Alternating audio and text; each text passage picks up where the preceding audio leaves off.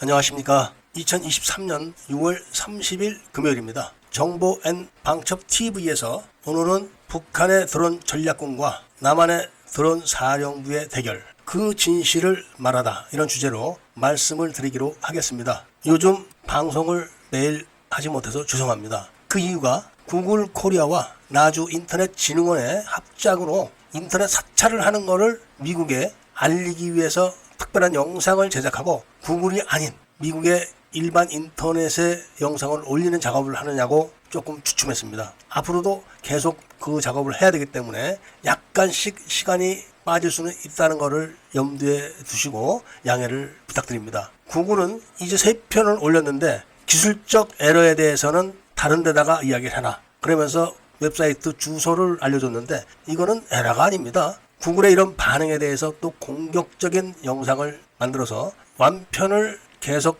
이어나갈 건데, 그것이 다 완성되면 하나의 영상으로 만들어서 미국 법무부와 미국 국무부, 그리고 미국 CIA와 FBI, 그 다음에 미국 인권단체에 다 뿌릴 겁니다. 그럼 원래 이야기로 돌아가서 북한의 무인기 전략군에 대한 말씀을 드리기로 하겠습니다. 북한은 김정일 때부터 무인기를 개발했습니다. 그러니까 이란과 핵무기에 대한 기술을 주고받으면서, 그리고 미사일에 대한 기술을 주고받으면서 바로 무인기 기술을 도입한 겁니다. 무인기도 미사일의 한 종류입니다. 미국은 이 사실에 주목을 해서 간간히 북한의 무인기 전력에 대해서 발표를 했었는데 최종적으로는 3,500대 정도로 지금 알려지고 있고, 그리고 핵무기 탑재까지 가능하도록 개발을 하고 있다, 이런 이야기를 했으면서 이미 개발이 끝났다는 이야기도 했었습니다. 이렇게 비밀리에 운영되던 북한의 무인기 부대를 김정은이 작년에 전략군에 정식으로 편제를 하고 공개를 했습니다. 그리고 무인기 전략군의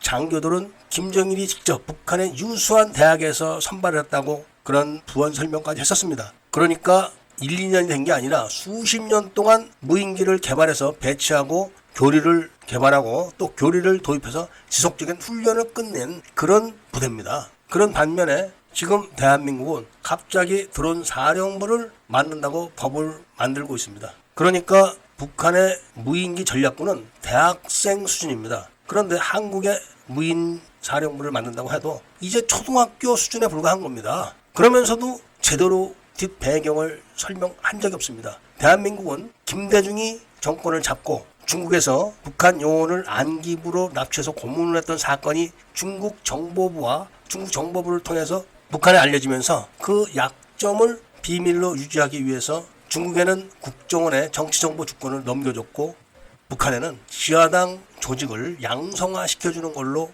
끝났습니다. 그리고 군에는 NLL 무효와 3대 원칙을 준수하는 사항을 강요받았는데 그게 바로 핵과 땅굴과 무인기에 대해서 무대응을 하는 그런 국방 정책을 수행하는 것이죠. 그렇기 때문에 지금 삼축 체제를 구축하는 것도 전부 다 엉터리로 해가지고 작동이 제대로 되지 않는다는 보도를 관심이 있으신 분들은 보신 적이 있었을 겁니다. 쉽게 말하면 통신 위성에 조절 단말기를 개발해 놓지 않고 발사를 해가지고 구형 조절 단말기로 지금 신형 통신 위성을 운영하고 있다든지, 이런 것들이 바로 북한의 3대 비대칭 전력의 무대응 원칙을 준수하는 겁니다. 땅굴도 수많은 제보가 들어갔지만 무조건 없다, 이렇게 응답을 하고 있고, 무인기는 이번 정권에 들어와서 북한이 서울 상공을 휘젓고 다니는 바람에 부랴부랴 무인기 사령부를 지금 만들고 있는 겁니다. 그런데 그동안 대한민국 군대가 무인기를 어떻게 운영해왔는가, 이걸 알면 기절초풍하실 겁니다. 원래 서북 5도에도 이스라엘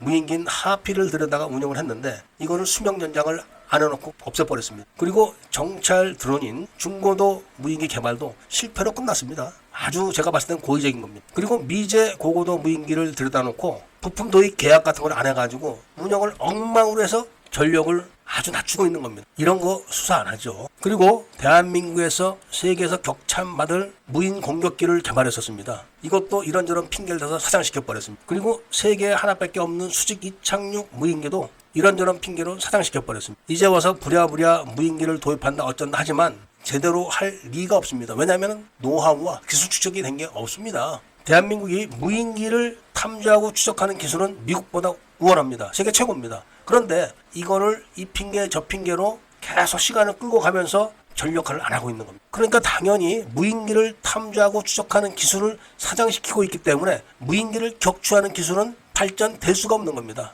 예를 들면은 무인기를 격추하기 위해서 구형 BO에 달린 30mm 기관포를 신형 차량 장갑차에다 장착을 했는데 당연히 소프트웨어를 업데이트 해가지고 무인기를 격추할 수 있는 전방 확산탄을 장착해서 사용하는 그런 소프트웨어를 장착을 했는데 정작 전방 확산탄은 양산 개발을 중단시켜 버렸습니다. 그러니까 많은 예산을 들여서 구형 30mm 기관포를 신형에다 장착을 해놓고 생색만 내고 있는 겁니다. 그러니까 이번에 서울 상공에 무인기가 날아다닐 때는 사용도 못 해본 겁니다. 그리고 K-21 장갑차에 40mm 주포를 달고 거기다가 다기능 포탄으로 딱 3발의 무인기를 격추시키는 성과를 냈는데도 K-21은 장갑차라서 고사포가 아닌 고각 사격을 하지 못하게 만들어가지고 사용을 또 못합니다. 이것도 이런 거를 조사하고 해당되는 간첩들을 잡아다가 다 사법 처리를 해야 되는데 이런 걸 놔두고 드론 사령부를 100날 만들고 100개를 만들면 뭐 하겠습니까? 지금 대한민국 군대는 세계 5위의 국방비를 사용하면서도 세계 100위권의 국가들과 마찬가지로 드론을 막을 방법이 없습니다. 입만 열면은 만주를 점령하는 7군단 이런 자랑을 하지만 정작 7군단에는 무인기를 방어할 수 있는 방어 수단이 하나가 없습니다. 그렇기 때문에 북한에 진입하는 그 순간 북한 무인기 부대에게 전멸을 당하게 되어 있는 겁니다. 이거를 청주케 장군들이 그대로 방치하고 쉬쉬쉬하고 있는 겁니다. 마찬가지로 연평 부대도 지금 북한의 대규모 무인 공격기 공격을 받으면 그냥 점령됩니다. 막을 방법이 없습니다. 일부 적색 분자들이 대한민국 공군 전투기가 있는데 전투기로 막으면 된다 이렇게 하지만 전투기 몇 대가 됩니까? 무인기 1000대만 보내면은 전투기 500대 보낼 수 있습니까? 끼케야 50대밖에 못 갑니다. 그걸로 아무것도 못합니다. 따라서 드론 사령부를 100날 만들어봤자 소용이 없습니다. 그리고 로봇 전문 육사 출신 장교들을 다 제대시켜버렸습니다. 해외 유학까지 갔다 온 박사급인데 정작 군대 내에 무인기 부대나 로봇 부대가 없기 때문에